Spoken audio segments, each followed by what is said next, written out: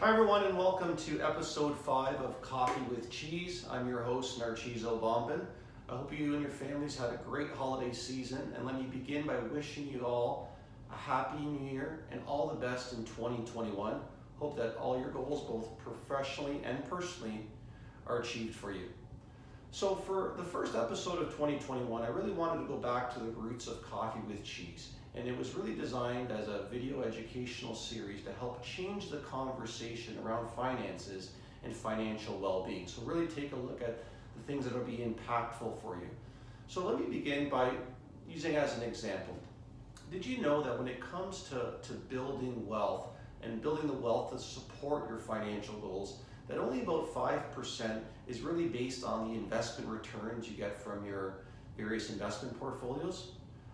The next 25% or so comes from how those investments are allocated. So quite simply, what percent of stocks versus bonds in whatever investment solution you use do you have, right? The more stocks you have in the portfolio over the long run, the more growth potential that history has shown. So you might be asking, okay, Narciso, where does the remaining 70% or so come from?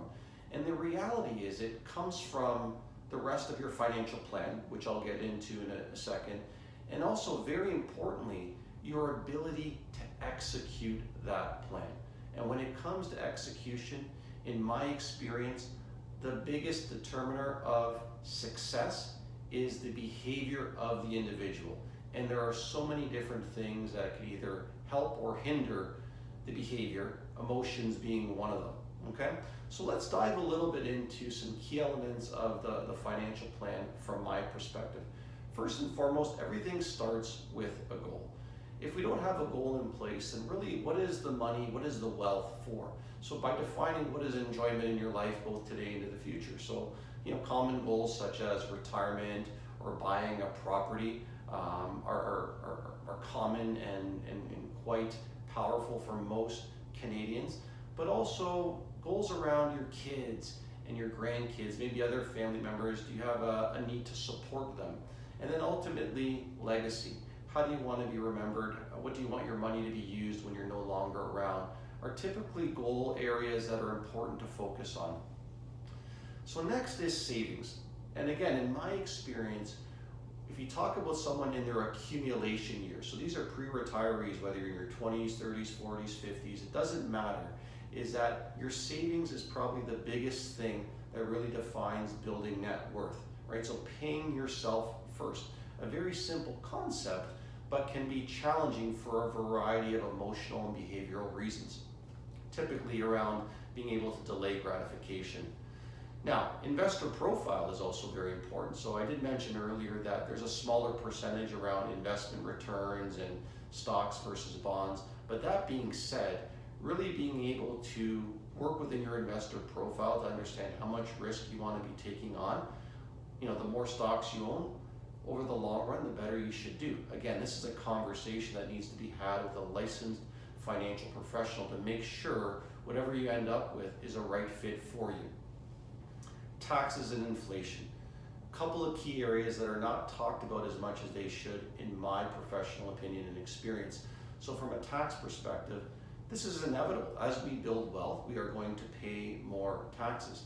But how do you understand and work to understand the situation to avoid taxes in a legal manner? So the less tax you pay, the more that is left for your net worth. Inflation, as I like to define, every year the things that we both need and want to buy cost more. So that's purchasing power. How do we protect this? Because inflation, if not managed or dealt with properly, I like to say can be the silent killer of wealth. So making sure you focus on that, typically around the same conversation with taxes, is a way to protect the wealth you've built. Speaking about protecting your wealth, risk management. We work so hard in our lives to build our net worth, regardless of the phase. If a life event were to happen, and it's typically something unforeseen, how do we ensure that we have the right coverage in place where we don't need to tap into our net worth? So this is typically where the conversation around insurance comes into play. And again, working with a professional, trying to define and understand the appropriate amount of insurance in place to make sure that your net worth is protected. And again, I'll end with legacy. if you're working on a plan that has your assets outliving you, so your money is still going to be around, wouldn't it be nice to really define what's done with that? What is it going towards? Whether it's kids, your favorite charities, giving meaning to your legacy, even doing some what I call succession planning with kids. You don't need to be a business owner to do succession planning. How are you setting up the next generation to shepherd that wealth and to take care of it? So in closing around the elements of the financial plan, I hope this has inspired you and given you some ideas, or just even reminding you around different conversations to have to really change and focus on what's most important to you. I'll leave you with a couple of quotes that I really enjoy. The first is from Sean Patrick Flannery. He says, do something today that your future self will thank you for. So this certainly applies to finances, but also other aspects of your life. The next one is from Nick Murray. He's an industry professional that I follow.